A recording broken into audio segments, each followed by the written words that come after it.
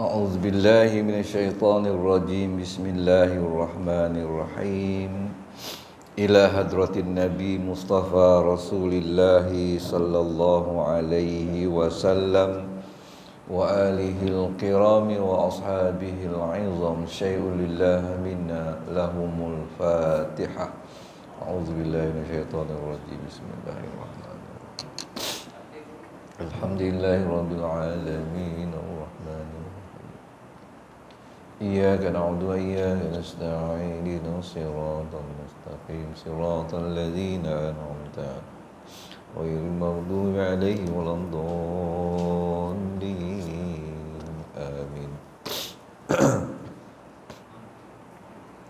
بسم الله الرحمن الرحيم الحمد لله رب العالمين والصلاة والسلام على أشرف الأنبياء والمرسلين وعلى آله وصحبه أجمعين اللهم افتح علينا حكمتك وانشر علينا من خزائن رحمتك يا أرحم الراحمين والحمد لله رب العالمين. Assalamualaikum warahmatullahi wabarakatuh.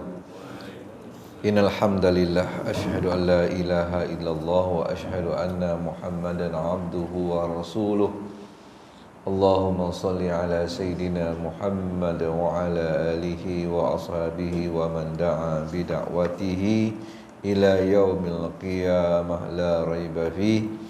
Subhanaka la ilma lana illa ma 'allamtana innaka antal alimul hakim wa la haula wa la quwwata illa billahil aliyyil azim.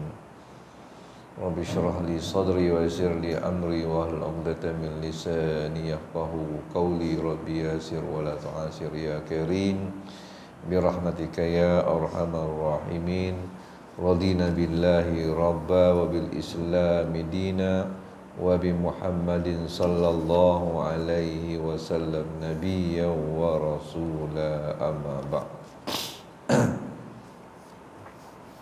Yang saya kasihi pengurusi Qaryah Masjid kita, barisan jawatankuasa pengurusan pentadbiran Masjid Seberang Batu Ampar, tuan-tuan yang ada bersama, Tuan Imam, Tuan Bilal, mudah-mudahan kita diberikan kesihatan yang sempurna dan juga memberikan kita dalam hati kita kerinduan untuk mencari keredaan Allah Subhanahu wa taala. Pagi ini kita sambung, tapi sebelum tu saya nak mohon maaf kepada tuan-tuan. Pada minggu yang pertama rasanya saya terlepas pandang ada kuliah kita dan saya tak dapat hadir. Pagi ini kita tengok satu tajuk baru dalam kitab yang kita kongsikan bersama, iaitu Mutiara Ihya Ulumuddin ini. Tajuk yang akan kita kongsikan iaitu penerangan kemuliaan akhlak Rasulullah sallallahu alaihi wasallam.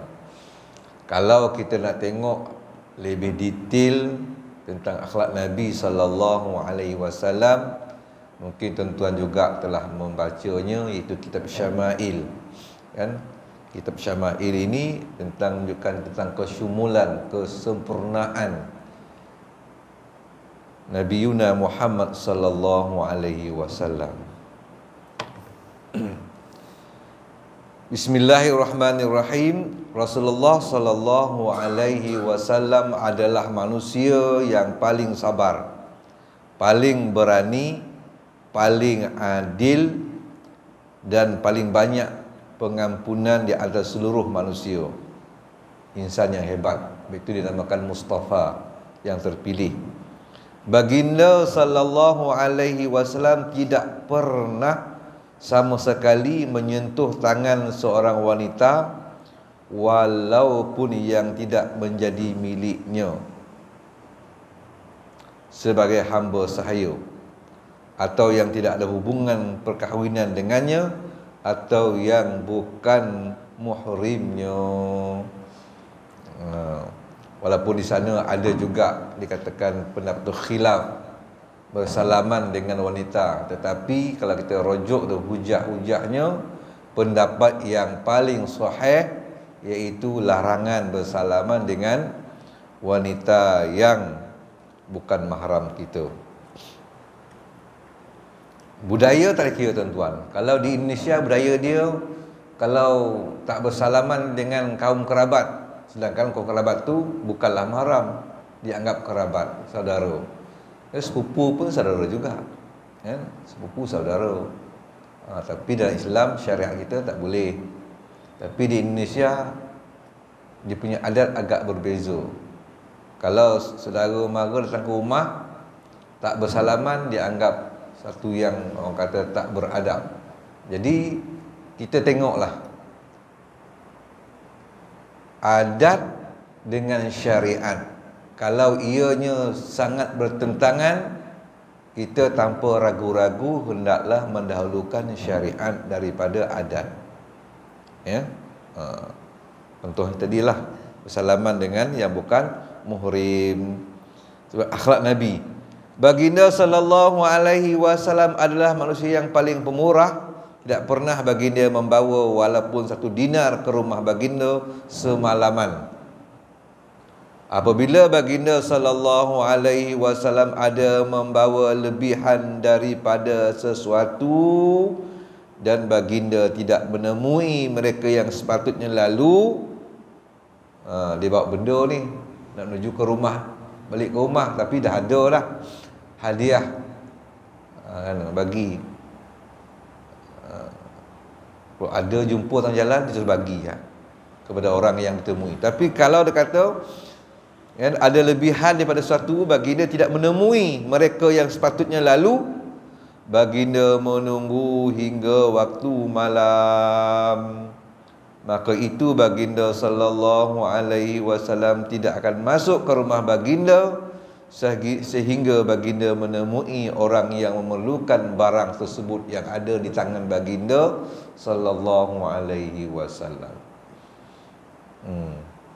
Satu yang kita tak boleh nak, orang kata nisbah, kan, diri kita dengan Rasulullah adalah satu nisbah yang cukup jauh. Tetapi macam mana pun kita tetap mengangkat peribadi baginda sallallahu alaihi wasallam sebagai contoh tauladan. Ada orang kata itu Rasulullah. Tak. Memang kita disuruh oleh Allah untuk meniru Nabi sallallahu alaihi wasallam sebagai contoh. Laqad kana lakum fi Rasulillahi uswatun hasanah. Jadi Nabi itu kepada kita adalah contoh yang terbaik.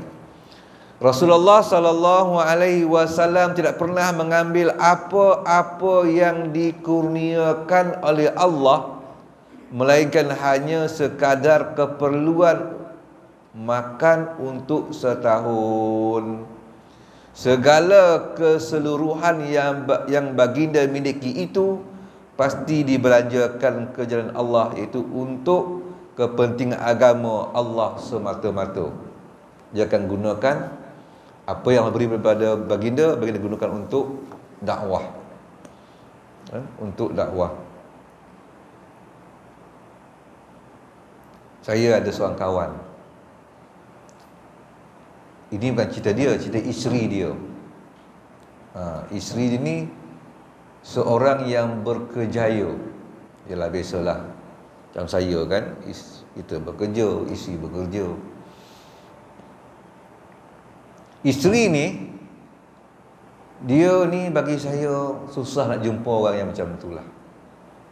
Dapat saja gaji, dia akan habiskan untuk memastikan suaminya ringan, suaminya tak terbeban, untuk menanggung keperluan keluarga. Saya kenal sangat. Dia baik dengan rumah saya isu. Memang akaun dia habis setiap bulan.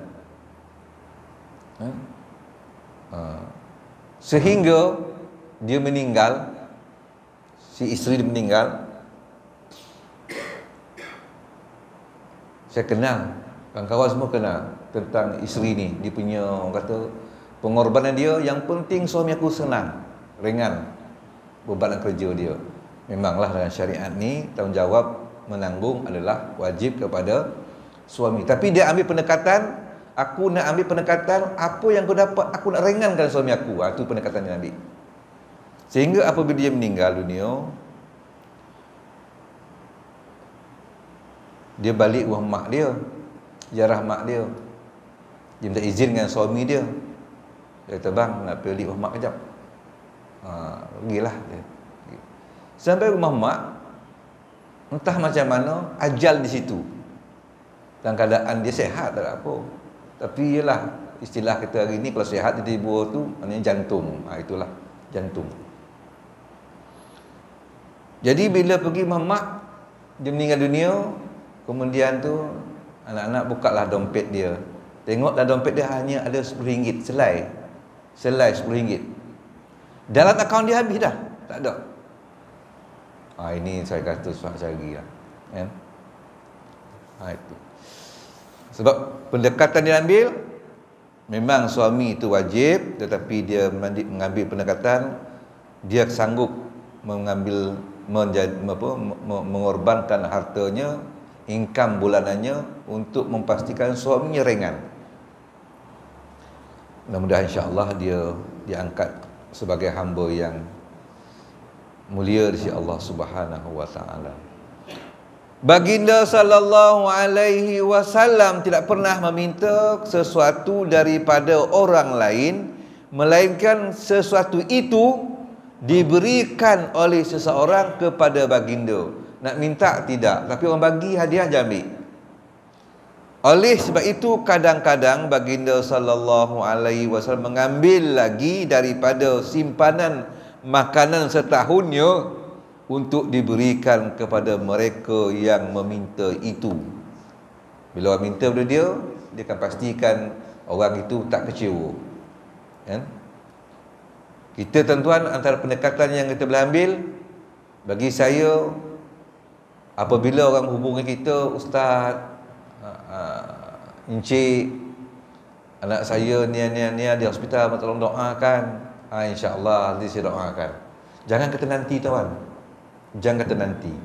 Sebab waktu dia call kita tu, tentu saat itu dia sangat memerlukan doa, sangat risau, sangat risau. Maka dihubungkanlah ustaz ni, kawan ni kan, grup ni, minta tolong doakan anak dia. Kita pula, insyaAllah nanti saya doakan. Kadang-kadang terlupa, jadi apa salahnya masa tu juga kita doakan. Kita pun letak handset atas tangan, ya Allah Tuhanku, kita pun doakanlah. Sebab doa ni mudah je, tak perlu kepada kita ambil wuduk, kan? Yang pentingnya kita janganlah tempat tu dalam tandas. Tapi bila kita duduk sembang handset dia tipun, waktu tu kita jangan tangguh-tangguhkan lagi. Bermakna segera kita menunaikan hajat dia yang sangat tinggi waktu dia call kita tu. Cuba kalau kita rasakan kita di pihak dia waktu itu. Jadi kita ni kadang-kala mengambil pendekatan, insyaAllah saya doakan, tapi langsung lupa tuan-tuan, kan? Begitu juga kalau orang kata sembahyang hajat, ustaz tolong ustaz sembahyang hajat. Kalau waktu itu kita waktu yang tidak waktu haram, kita pun hajat lah. Baik. Di sini dia kata mengambil dan dia bagi, sehingga kerap kali makanan baginda sallallahu alaihi wasallam kehabisan sebelum cukup setahun. Bajet lagi. Maka itu terpaksa baginda sallallahu alaihi wasallam meminjam daripada orang lain untuk mencukupkan keperluannya. Pinjam. Iaitu bila orang pinjam, tentulah dianya sangat memerlukan, kan? Bila minta, kita bagi cepat. Pinjam duit, kan? Kita kenal dia, keadaan keluarga dia, keadaan ekonomi dia. Kita tahu dia memang pinjam tu terdesak lah tu. Memang kita tahu sangat dia ni kalau minjam memang terdesak. Kita pun. Tapi kalau kita tahu dia ni memang kaki meminjam, kan? Itu lainlah. Itu adalah perkiraan lain yang boleh kita tapis sedikit. Tapi kalau kita memang tahu dia susah, kan? Saya tu ada seorang staff saya, dia isteri tak bekerja. Isteri dia adalah suri rumah. Anak dia 3 orang. Datang naik motor. Tak pernah naik kereta sebab dia tak ada kereta. Motor. Istilah dia panggil apa? Budak suruhan pejabat, office boy. Jadi dia ni tuan-tuan, mungkin agaknya adalah isu-isu berlaku dalam ekonomi keluarga. Satu hari tu dia datang pejabat bawa piuk dan buat beras. Piuk tu piuk elektrik lah, buat beras. Kita ada pantry kan, itu. Jadi ramailah, adalah sisi kerani ni, lah kau ni nak pindah sini ke, dia kata. Piuk belangu lah kau pejabat ni. Saya staff, saya pegawai kan. Dia kata, dia kata, apa pula? Baguslah, kata. Ini yang terbaik, saya kata. Makan daripada hasil tangan kita, halal. Kita ni nak mudah, sikit beli. Saya defend lah dia nya. Bagus mat, dia kata. Saya suka macam ni. Sebab dia ni, saya tahu, sedang cuba menguruskan ekonomi keluarga dia. Isteri tak bekerja, gaji dia rendah, ada motor je. Jadi mungkin ada benda-benda yang dia sedang uruskan ekonomi dia, maka dia ambil pendekatan kenalah bawa beras dan piuk daripada rumah untuk mengurangkan. Pergi kedai kan berapa habis, kena sebulan. Jadi saya kata bagus. Jadi kita bila pegawai kata macam tu, sekarang ni senyaplah. Janganlah kata nak pindah sini buat piuk belangu. Kawan tu sedang menyusun, sebab dia keluarga, dia raja keluarga, sedang susun macam mana nak pastikan anak sekolah cukup belanja, makan, hidup. Maka dia pun ambil pendekatan, dia akan masak di pejabat nasi dan kemudian dia keluar beli lauk. Jadi jimat. Itu keputusan dia untuk memastikan hak dia untuk ditunaikan kepada keluarga itu tak terkesan. Maka dia ambil pendekatan, biarlah dia masak. Kan? Baik. Bagus. Rasulullah sallallahu alaihi wasallam suka menjahit kasut baginda sendiri, menampal pakaian koyak dan suka menolong orang lain. Baginda sangat pemalu sehingga tidak pernah baginda menatap wajah orang dengan sungguh-sungguh amat lama. Kan? Undangan siapapun yang mengundang pasti akan baginda penuhi tanpa membeza-bezakan apakah dia seorang hamba sahaya atau orang merdeka. Dan juga baginda menerima hadiah walaupun hadiah itu kecil, sekalipun hanya seteguk air susu. Kan? Tak kisah dia. Hal ini pun dipuji baginda, dan kadang-kadang baginda memberikan sesuatu sebagai balasan atau ganjaran atas pemberian seseorang. Orang bagi dia bagi orang lain. Baginda sallallahu alaihi wasallam suka memakan makanan hadiah tetapi tidak daripada sedekah. Baginda sallallahu alaihi wasallam tak pernah bongkak dalam menjawab pertanyaan hamba sahaya, wanita ataupun orang, siapa pun bertanya dia jawab dengan baik. Sebab mesti orang bertanya nak tahu. Tapi kadang-kala tengok jugalah ya. Kalau kita tengok orang tu tanya menguji kita, kan? Menguji kita. Saya pernah datang seorang penjaga ke sekolah, saya pengetua. Dia datang ke rumah, dia datang jarah anak asrama. Kemudian dia jarah pengetua, baguslah. Kan? Dia pergi jarah anak, lepas tu dia jarah pengetua. Dia tengok pengetua ada rumah, kata okey tu ada, dia pergi salam. Saya ada. Dia masuk. Berbual-bual, ingat lagi dia tanya saya. Ustaz, dia kata, murid ni siapa yang ngajar? Wah. Kan? Dia punya intonasi soalan dia tu, saya tahu dah ini pak cik ni bukan nak tahu ni dah. Dia datang ni nak berbahas ni. Dan saya kenal dia, sebelum datang ke rumah saya dah kenal dia. Sebab saya dah berjumpa beberapa kali dengan dia. Waktu saya ke rumah Mahat pun, anak dia di Mahat, Saya pernah berjumpa dengan dia, datang ke, masa tu saya warden. Bila saya diputus itkon, ada juga anaknya lagi di itkon, dia datang ke rumah saya. Dia antara orang yang kerap datang. Ustaz, dia kata, saya nak tanya ustaz lah. Anak murid ni, itkon ni, siapa yang ngajar? Jadi orang macam ni tuan-tuan, kalau terasa, ini lain ni, kita jangan jawab. Kita minta balik pada penentuan siapa ngajar. Orang yang macam ni, dia gairah nak bagi jawapan. Kan? Dia tanya tu, kita jawab jangan. Dia tahu orang macam ni, dia memang gairah, dia ada idea dia. Dia tunggu ada kita je, lepas tu dia akan tibai. Itulah. Jadi kita pun pandailah pada pandangan abang, apa dia siapa ngajar. Dia bila kita bagi ruang dia balik, macam dia bagi kita bola, kita bagi bola dia balik. Dia tak tunggulah. Dia pulang.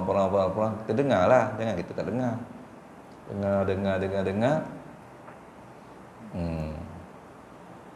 Kemudian dia bawa ayat Quran. Dia kata yang mengajar anak murid itkon ni Allah, bukan cikgu, dia kata.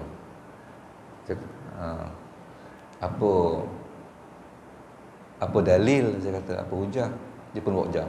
Wa 'allama Adamal asma'a kullaha, dia kata. Allah mengajar Nabi Adam.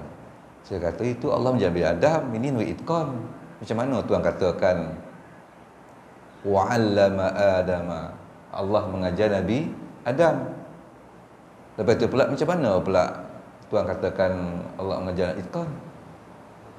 Satu. Yang keduanya, macam mana bentuk Allah mengajar murid itkon? Cuba Tuan ceritakan saya, apa bentuk berlaku pengajaran Allah mengajar murid itkon? Kita tanya, akhirnya tuan, orang macam ni biasanya dia akan berpusing-pusing jawapan dia lah. Bila berpusing-pusing tu, kita pun ikat balik mula. Tuan, dalam kita mentafsir ayat, banyak disiplin yang perlu kita belajar. Jadi kita ikat balik dia, dengan harapan dia menerima. Wallahu a'lam. Ya. Baik. Baginda sallallahu alaihi wasallam amat marah jika hak Allah dilanggar. Ini satu peribadi yang perlu ada pada kita, tuan-tuan. Bila hak Allah dilanggar, kita kena tunjukkan kemarahan. Tetapi apabila hak peribadinya dilanggar, tidak pernah baginda menunjukkan kemarahan. Insan yang pemaaf. Jangan sentuh, jangan hina Allah. Kan? Lepas itu dulu satu masa ada ni Kristian nak menggunakan kalimah Allah. Dan kalimah Allah. Perbicaraan waktu tu, saya hadis di Putrajaya. Saya pakai jubah putih, pakai serban. Saya orang yang tidak lekat serban. Ya, tak tahulah macam mana. Katanya, saya suka macam ni saja. Jadi hari itu saya pakai serban, saya pakai jubah putih, dan saya pergi ikhtiar masuk di mahkamah tu. Dapatlah duduk sebelah punggung saja. Kursi dah penuh. Bukan duduk bukan punggung tu penuh, tidak. Sebelah je duduk. Sebelah lagi kita ampunkan kursi. Sebelah sana tu empat padri duduk. Sebelah sini ni seramai-ramai orang tu, saya seorang je pakai macam tu. Lain semua pakai biasalah. Okeylah. Padri tu saya tahu. Saya cuba maklumat. Padri Sabah datang seorang. Padri Singapura turun seorang. Lepas tu ada satu padri daripada luar negara. Sebab saya tak tahu daripada mana, tapi wajah tu orang Melayu, orang Mak Saleh. Lepas tu ada padri Malaysia daripada Pulau Pinang. Sebelah sini ustaz seorang. Dia kata macam mana? Kan? Sepatutnya harapan kita turunlah. Yang ustaz-ustaz yang hebat-hebat ni tak turun. Ya? Tak apalah, mungkin dia di luar kot. Bila dah habis perbicaraan, dia sambung lagi lah. Tak putus itu. Buka pintu apa? Saya dah tahu dah. Bila buka pintu mahkamah ni, tentu media dah tunggu lama. Dah tunggu dah. Saya pun ambil pendekatan keluar dulu supaya media akan tegur, akan tanya saya. Saya nak ulas balik tentang kalimah Allah itu. Tapi sayangnya bila saya keluar, di belakang saya tu padri baru keluar. Media berduyun pergi padri. Ini satu lagi tuan-tuan. Dan tidak satu media pun datang kepada saya. Sedangkan saya cuba membuat satu kelainan. Maknanya orang nampak, ini orang ustaz, kan? Ini ustaz yang pihak Islam ni, kan? Maka media pun tanyalah macam mana pandangan ini. Tak ada tuan-tuan. Saya rasa media belas semua pergi ke padri tadi. Saya pun kata, saya duduk di negara mana ni? Saya duduk di negara mana? Kan? Malaysia adalah Islam agama persekutuan. Tapi media dia tak suka tanya saya. Sedangkan saya dalam ramai-ramai itu, sayalah seorang-seorang yang pakai jubah kasurban. Untuk saya tunjukkan, nak tonjokkan diri kita, si media datang. Niat saya macam itulah. Sebab saya dah anggap dah padri akan ada datang. Tapi padri 4 orang ni semuanya ditemu ramah oleh media yang berbelas-belas dia punya, kan, alat peralatan dia. Jadi saya pun duduk jauh, saya duduk situ itu. Saya rasa kecewa. Sebab media tidak ada satu mentaliti dalam pemikiran dia. Dia orang yang antara ada kekuatan tersendiri. Media ni ada kekuatan tersendiri. Apabila dia mengambil pandangan daripada pihak Islam, contoh saya di situ, dan dia boleh angkat suara itu lebih besar lagi. Tapi mengapa media ambil suara padri ini? Maka padri itulah yang akan menguasai, mempengaruhi di luar ribuan jutaan di sana. Saya gagal untuk mempengaruhi jutaan yang tak ada di mahkamah itu. Sebab media inilah orang tengah yang akan mengangkat cerita, komentar daripada pihak Islam untuk didengari oleh mereka yang di luar sana. Oleh media ni, dia tidak ada satu gambaran bahawasanya dia berhak ataupun dia wajib untuk menemu ramah. Pandangan Islam, apa pandangan Ustaz terhadap usaha Kristian hendak menggunakan kalimah? Saya dah prepare, saya dah siap jawapan saya. Ini tuan-tuan, ya. Jadi padri itulah yang ditemuduga. Lama seorang-seorang. Saya tunggu itu. Harapan saya lepas temuduga tu saya pula lah. Tidak juga tuan-tuan. Ya, jadi kita menyedari bahawasanya kita kena tunjukkan. Jadi maknanya media sepatutnya tunjukkanlah fungsi dia, peranan dia, sumbangan dia kepada orang nak mengambil kalimah Allah sebagai satu perkataan yang nak dimasukkan dalam kitab Bible dia ataupun menggunakannya. Jadi Rasulullah nampak, ya, dia langgar, dia marah sangat bila langgar. Pernah terjadi bahawa pada satu ketika salah seorang sahabatnya mati terbunuh di kalangan orang Yahudi, tetapi baginda sallallahu alaihi wasallam tidaklah membalas dendam terhadap mereka itu. Baginda menyuruh membayar denda sesuai dengan ketentuan, iaitu 100 ekor unta tanpa menuntut tambahan, sekalipun pada waktu itu semua sahabatnya sangat memerlukan seekor unta untuk makan pada hari itu. Nak tunjukkan apabila mencabar benda yang dilarang Allah, dia tak berganjak, tetap 1 ekor unta. Sedangkan waktu itu sahabat tu perlu pada unta untuk dijadikan makanan. Tapi bila langgar saja, hukuman tak berganjak, kena bayar diat 100 ekor unta. Baginda sallallahu alaihi wasallam kerap kali mengikat batu di perutnya kerana berasa sangat lapar dan tidak ada makanan bersama-sama baginda. Saya semalam tuan baru di Sabah, saya datang daripada Rembau pergi ke semayang jemaat di tabung haji. Sebab semalam ada sambut perhimpunan Nakbah. Nakbah ni maknanya satu peristiwa di mana orang Palestin dibunuh beramai-ramai. Satu kampung tu habis Nakbah. Maka semalam buat sambutan tu. Tapi itulah tuan-tuan, saya pun semalam alhamdulillah ditemu bual oleh media. Saya katalah ada 3 benda saya minta dalam media semalam. Tahulah media tu keluar tak keluar, wallahu alam lah tuan kan, bila orang tu beramah. Apa pandangan ustaz? Saya pun bagilah pandangan. Pertama saya kata berikan kebebasan seluas-luasnya untuk kita menunjukkan solidariti Palestin. Negara luar, negara London di sana, Europe sana, jutaan membanjiri jalan. Semalam saya rasa lebih kurang 2,000 orang je. Kan? Sebab promosi itu kurang. Satu lagi ada juga maknanya syarat-syaratnya. Yang kedua saya minta semalam, dia kata seluruh masjid satu Malaysia ini hendaklah 4 minggu, 1 minggu saja menyerahkan kutipannya kepada bantuan Palestin. Kita 4 minggu kan, 3 minggu masjid ambil, 1 minggu ni untuk Palestin. Masjid tak boleh ambil. Kalau minggu tu dapat 500 tidak akan miskin.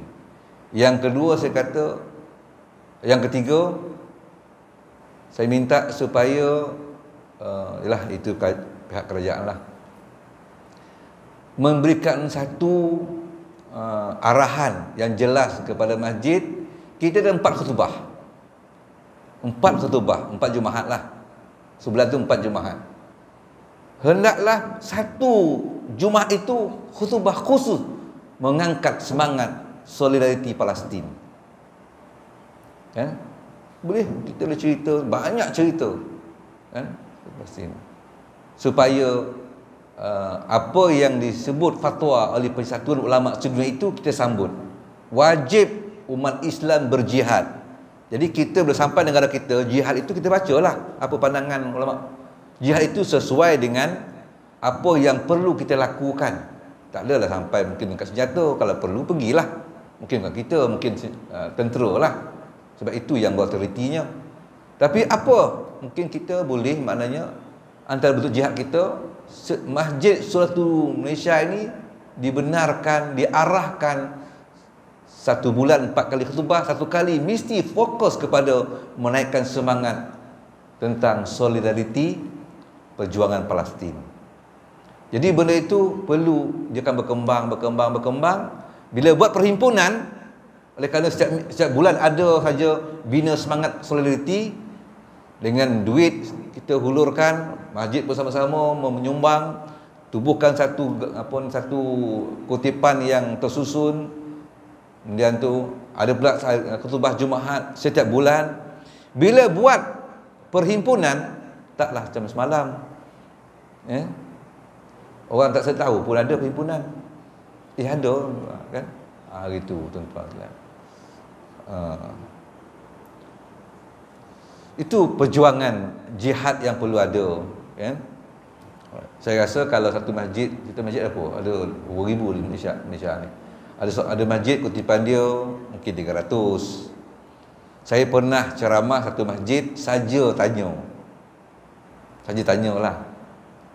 Saya kata masjid ni ramai jemaah, ramai ustaz. Dia kata kalau Jumaat berapa kutipan? Dia kata sini alhamdulillah ustaz. Dia kata purata lah, dia kata ada naik turun. Tapi purata dia kata 1 minggu kutipan dia 17,000. Bukan sebulan tuan-tuan ya, bukan sebulan. Saya kata sebulan tak, dia kata. Sebab saya tak 17,000 sebulan. Tak, dia kata 1 minggu ustaz, dia kata. Purata dia bulannya naik sikit, dia kata bulan tu turun sikit. Di purata dia kata macam kami ni 17,000 seminggu. Cubalah kalikan 17,000 kali dengan 4 minggu tu. Buanglah 17 tu, 15,000 je lah. 15,000 kali dengan 4, berapa tuan-tuan? 60,000 sebulan. Jadi maknanya kalau dia tu okey, kutipan 1 minggu tu untuk Palestin. Saya rasa satu Malaysia ni berapa dia dapat?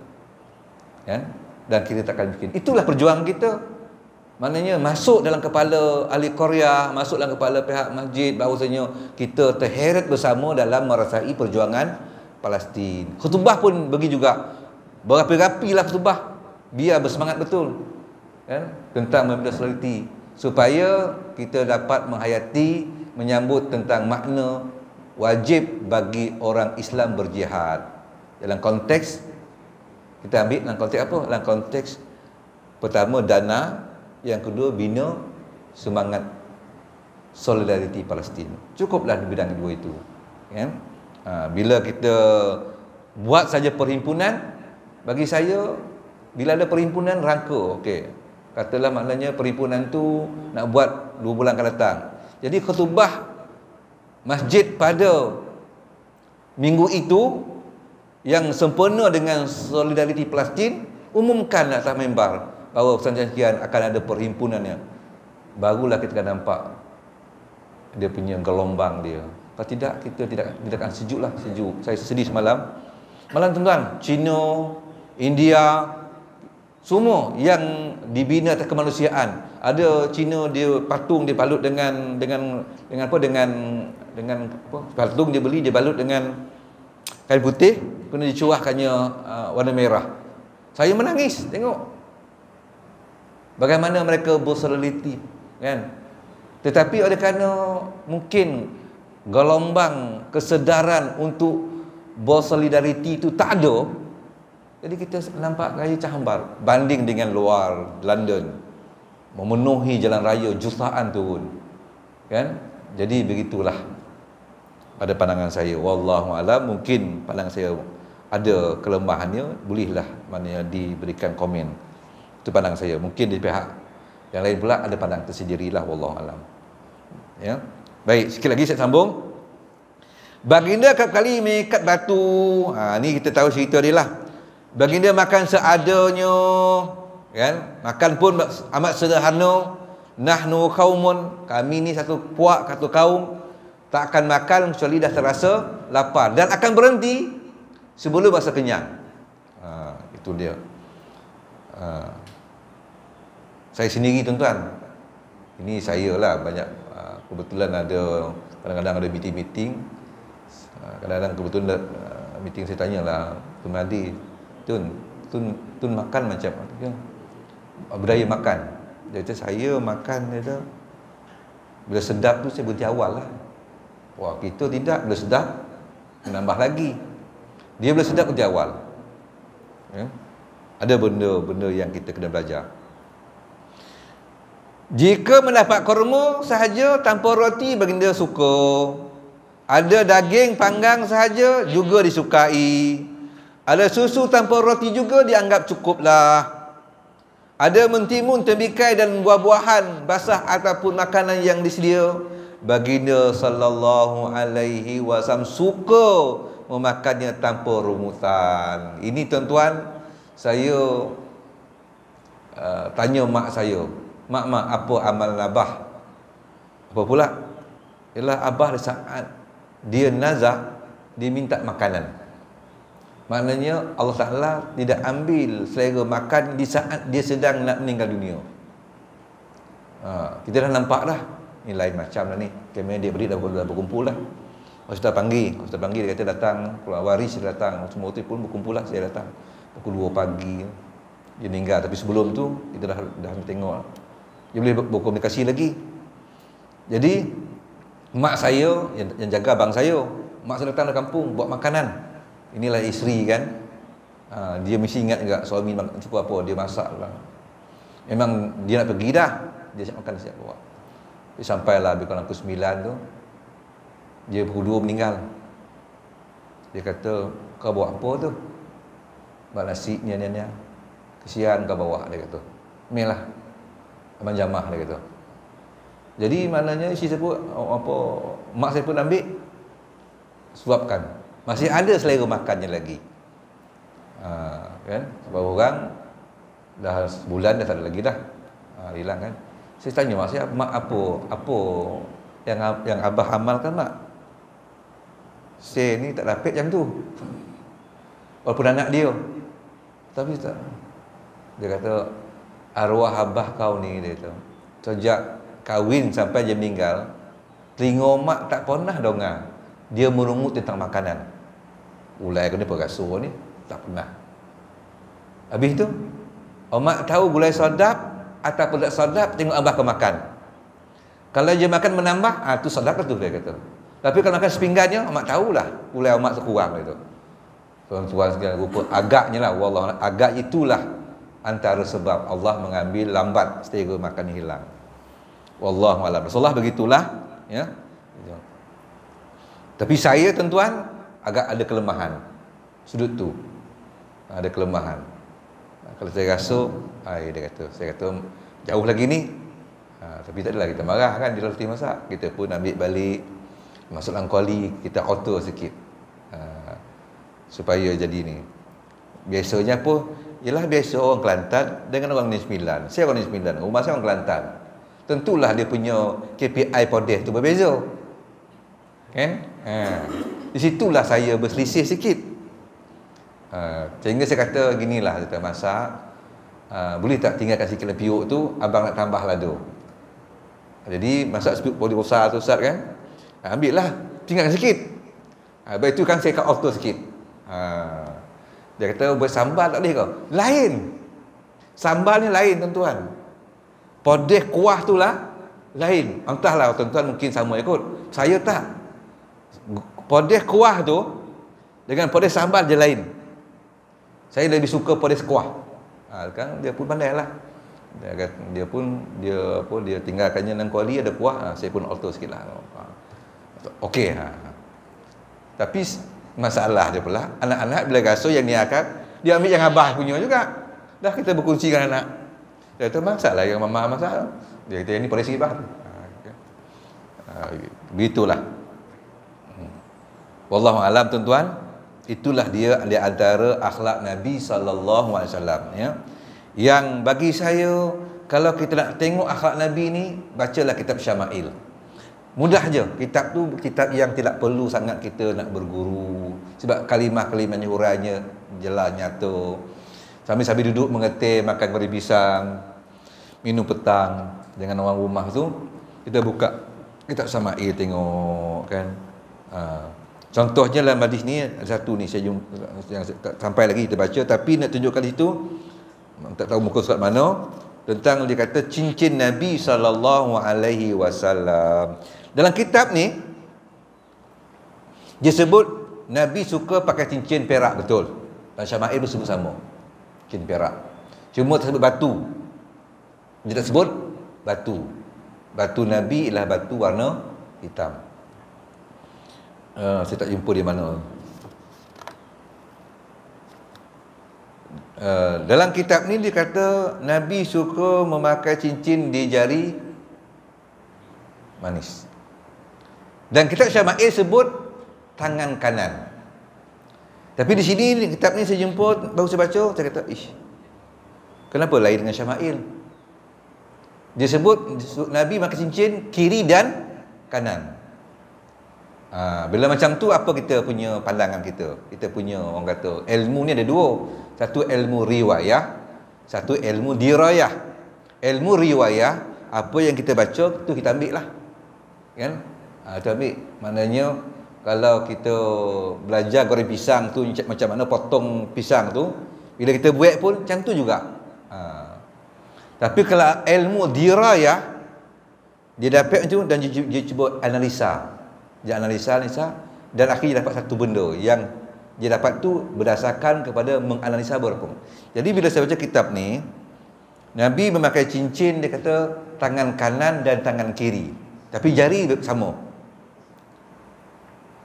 Bila saya baca kitab Syama'il, Nabi memakai cincin hanya satu pada tangan kanan.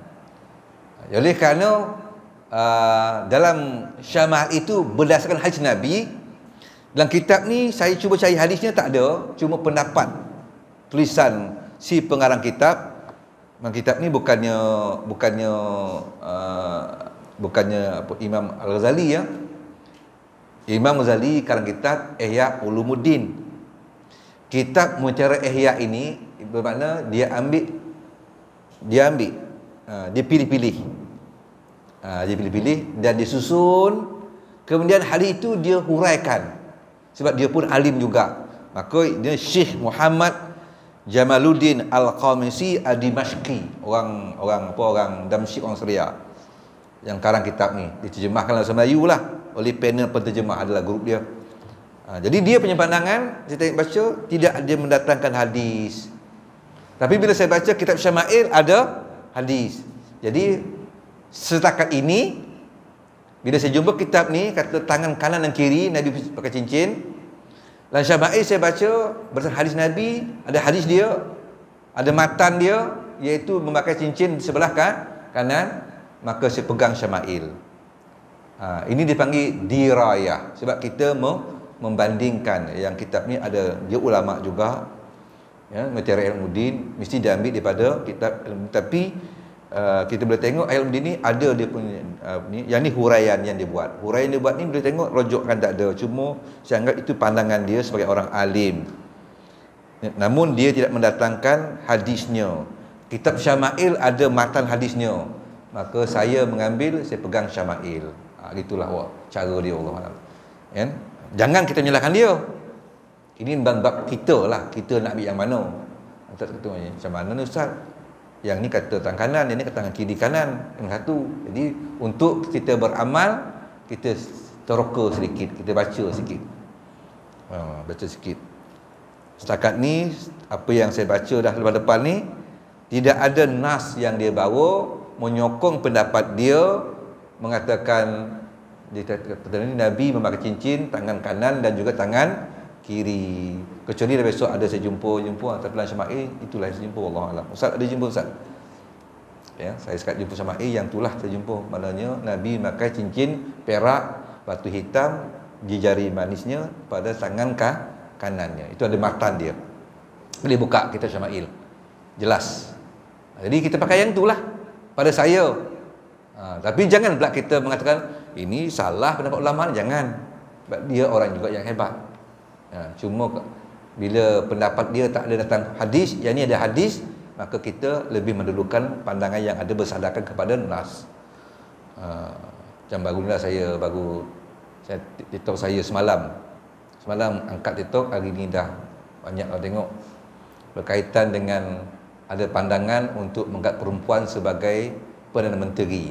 Dah parti-parti politik masing-masing ada pandangan dia, kan ada dia punya hala tuju dia. Jadi ada parti politik ni dia dah mula dah dia bina, dah mula dia bentuk seorang pimpinan dia untuk akan datang. Inilah dia dah tunjuk dah. Di segi jangka panjang saya kata bagus, sebab semua parti kena macam tu, dia kena tunjukkan inilah dia, kalau parti dia inilah orang yang akan jadi Perdana Menteri. Bagus. Cuma parti ni dia cuba tunjukkan perempuan. Saya pun takkan nak biarkan benda itu mempengaruhi persepsi luar. Di luar sana kadang-kadang orang lebih terpengaruh dengan parti daripada terpengaruh dengan hujah syarak. Jadi saya pun ambil peluang itu, saya pun bagi pandangan syarak berdasarkan hadis Nabi sallallahu alaihi wasallam. Jadi dalam Nabi ni tuan, masa tu Nabi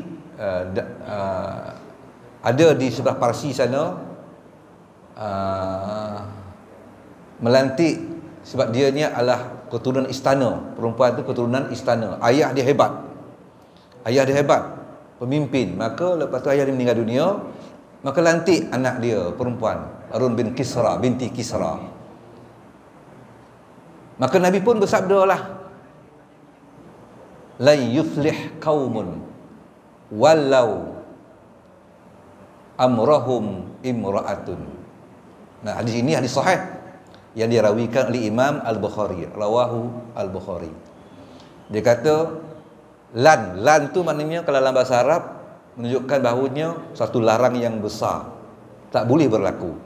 Kalau lam mim dia boleh berlaku, tapi lan dipanggil satu larangan yang tidak boleh berlaku. Lam yuflih. Jadi situ saya huraikan, katakan inilah dia hadis Nabi, bahawa bila ada satu kumpulan sahabat di Parsi mengangkat seorang perempuan jadi pemimpin, maka Nabi kata tak boleh.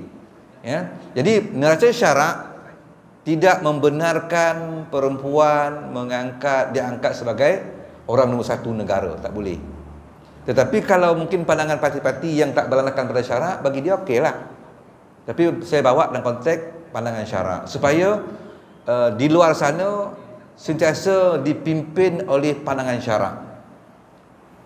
Bila kita berfikir itu, kita fikir tentang pandangan syarak, supaya syarak itu kita dahulukan daripada pandangan-pandangan yang lain, pandangan-pandangan peribadi, walaupun pandangan itu kumpulan-kumpulan manusia yang berjuang dalam kepartian. Bagi saya, kita tak ada halangan. Tinggal lagi dah kita beri pandangan tu, pulanglah. Dah kita bagi pandangan. Tapi kalau kita tahu hujahnya, kita tahu syaratnya, kita nampak isu tu dah ada, kita diam. Sedangkan kita ada ruang dan peluang untuk mencelah. Itu salah, tuan-tuan. Ya, saya pun ambil ruang mencelah lah. Dah kita lontarkan tu, pulanglah. Ya, terpulang. Sekurang-kurangnya di luar sana dah ada satu garis panduan, kita menyantuni pandangan luar umum bahawa syarat begini, tapi ada parti begini pula, terpulang. Kan? Tapi bagi saya syarat satu yang perlu kita fahami. Kadang-kadang kita ni kurang dalam meletakkan pandangan syarat. Banyak perkara, tuan-tuan, saya boleh cerita banyak perkara kita melanggar pandangan syarat, sebab kita diasah hari-hari dengan pandangan-pandangan yang berlandaskan kepada hanya segi logik akal. Banyak, tuan-tuan. Cuma benda-benda yang saya ceritakan itu tak sesuai lah dalam konteks di negara kita ini, di masjid. Tapi kalau kita boleh sembang-sembang ada kopi, saya boleh ceritakan satu-satu benda yang kita berdosa kita buat. Berdosa kita buat. Sebab larang itu bukan larangan pilihan, bukan, tapi haram kalau kita buat. Tapi oleh kerana kita dah biasa yang benda haram tu, kan? Syarat ada hujahnya, tapi agak sensitif, saya tak boleh bawa lah cerita masjid. Tak boleh. Saya meraihkan kita punya jawatankuasa, kan? Tuan-tuan, orang yang bertanggungjawab, tak bolehlah saya buat benda ikut kepada saya. Tapi mana kalau kita mengerti, boleh insya-Allah kita kongsikan benda-benda yang sebegini. Banyak perkara yang kita, sehingga saya dalam perbincangan mesyuarat dengan kawan-kawan yang berjuang di luar sana, suka saya melontarkan pandangan-pandangan itu. Apa-apa pun kita mesti menentukan pandangan syarak. Tuan-tuan tahu tak, kita ni dalam fatwa lu saya diasah begitu. Saya lama fatwa tahun 2007 sampai 2019. Saya ahli fatwa. Jadi disiplin dia tu begitu. Disiplin ahli fatwa ni, disiplin dia kena memang begitulah. Nak hukum kena ada hujah. Mana boleh hukum apa? Hukum ada hujah, hukum satu kongsi saya nak kongsi dengan tuan-tuan, ya. Atau benda yang saya bagi saya tak sensitif lah. Meeting satu paper di mana dah siap paper tu, menyerahkan 34 orang penceramah-penceramah tidak boleh dipanggil berceramah di masjid seluruh Negeri Sembilan ni. Itu yang kita sedang dibincangkan waktu itu. Jadi maknanya 34 orang ni berpulan selama 34 orang. Johor telah pun buat fatwa dia, mengedarkan kepada seluruh masjid Johor 34 orang ini tidak boleh dipanggil berceramah. Sebabnya gini. Jadi paper itu dibentangkan dalam fatwa Negeri Sembilan. Waktu itu saya pun jadi biasalah disiplin fatwa dia begitu. Jadi ada ramai kalangan, okeylah kalau Johor dah buat, dia kata tentu ada hujahnya, kita rujuk hujah Johor. Ni dah buat. Saya kata boleh tak kita jangan merujuk pada negeri-negeri mana, tapi kita merujuk kepada kekuatan ilmiah kita, hujah kita. Jangan kita rujuk ni yang dah buat kita buatlah, ni dah buat kita buatlah. Jangan macam tu, saya kata. Kita rujuk pada diri kita. Apa hujah syar'i yang kita ada. Jadi pertama sekali saya kata 34 orang ni kita pernah panggil tak? Itu untuk kita confirmkan bahawa dia ni begini. Tidak ada. Jadi semua-semua tu saya kata, boleh tak saya memberi pandangan supaya kita buat dasar. Kita buat dasar. Apa dasar kita? Dasar kita ialah mana-mana masjid nak panggil penceramah luar yang tak tahu tauliah, tapi nak panggil juga, maka hendaklah memohon kepada jawatan mufti. Ini dasar yang kita kena buat. Jadi Tan Mufti simpan nama tu. Bukan nama tu kita tebarkan kepada semua masjid. Hanya Tan Mufti simpan nama tu. Kemudian bila ada masjid mohon kepada Tan Mufti nak panggil fulan dan fulan. Dan fulan dan fulan ni kita tengok ada dalam senarai yang kita pegang. Maka kita, dasar kita boleh kita meluluskan ke sebab apa nak luluskan.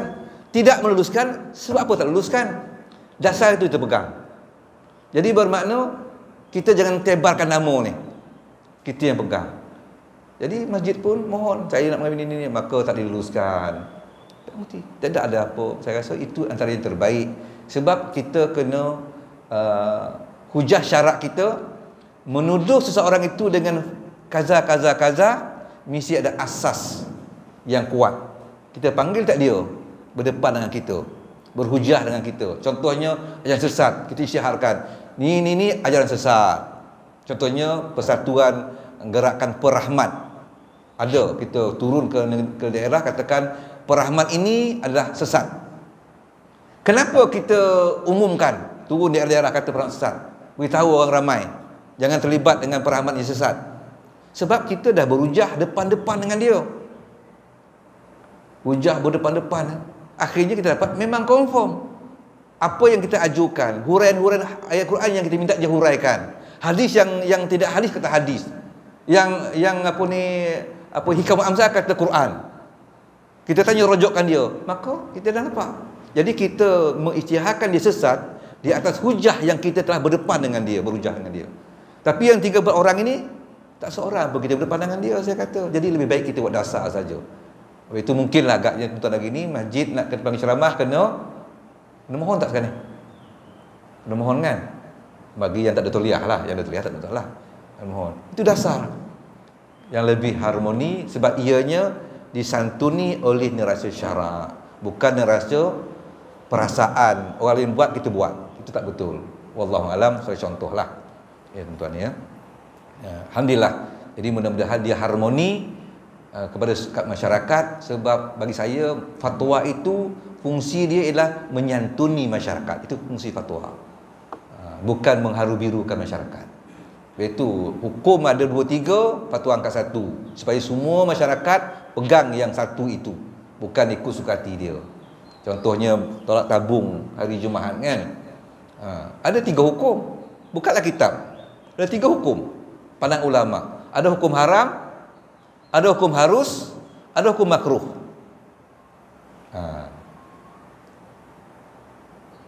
Tiga hukum ni ada hujah. Fatwa pun bersidang, akhirnya fatwa kata okey, apa hukumnya? Kita kajilah.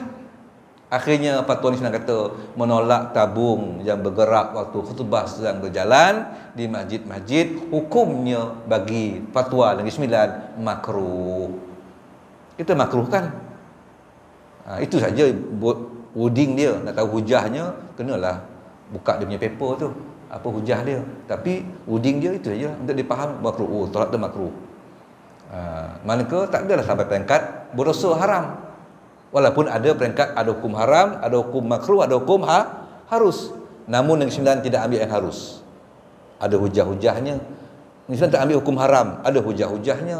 Tapi Negeri Sembilan ambil hukum makruh. Bila rojokkan fatwa tuan-tuan, nolak tabung di waktu khutbah sedang berjalan, masjid Negeri Sembilan hukumnya makruh. Wallahu a'lam. Bismillahirrahmanirrahim. Alhamdulillahirabbil alamin. Wassalatu wassalamu ala asyrafil anbiya'i wal mursalin wa ala alihi wa sahbihi ajma'in.